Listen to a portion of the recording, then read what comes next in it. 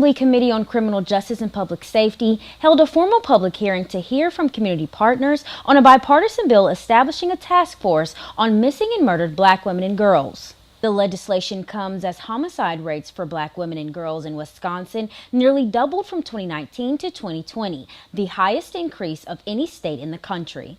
The National Crime Information Center reports more than 90,333 Black women and girls were missing in 2020.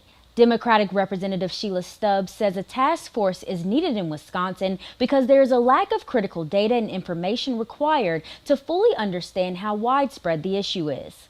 I'm literally building this infrastructure from the ground level, but it's the national organization like Community Justice Action Fund who's been that partner for me, where I've been able to talk to some other national organizations. Stubbs is the bill's lead author. She has remained the front runner on pushing the legislation forward. A bipartisan group of lawmakers in both the Assembly and Senate have backed the bill. Among them, Republican Senator Jesse James, a former fire and police chief, was present during this week's hearing. He called the present data on African American femicide rates alarming, stating the task force would help to develop evidence-based decisions and policies.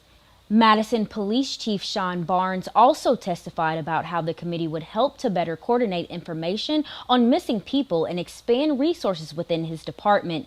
We need law enforcement to have the necessary resources to begin to collect the data, to begin to give the resources to families, to begin to assign the detectives to do the work that's necessary. You can't change these outcomes unless you bring that most important partner. And I would say the partner who's going to make the difference is law enforcement. Stubbs says 17 people would be on the task force, a variety of legal experts, law enforcement officers, and gender violence coalitions.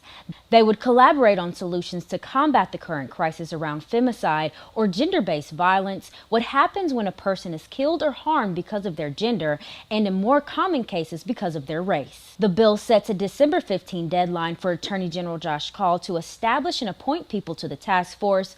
Funding may be a sticking point. Stubbs requested $30,000 to fund the project, but Call says nearly $400,000 will be needed to make the task force fully operational.